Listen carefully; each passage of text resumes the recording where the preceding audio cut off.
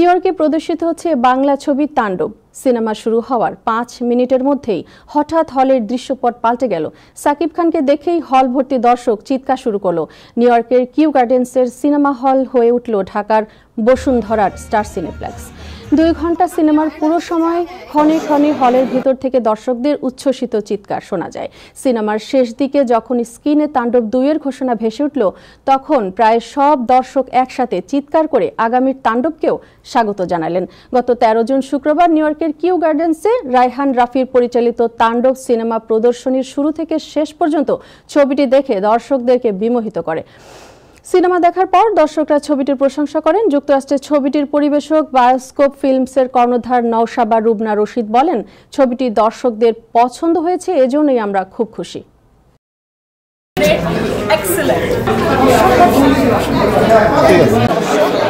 প্রত্যেকটা সেকেন্ড আমরা এনজয় করছি এবং এরকম ছবি আমরা আরো বেশি চাচ্ছি।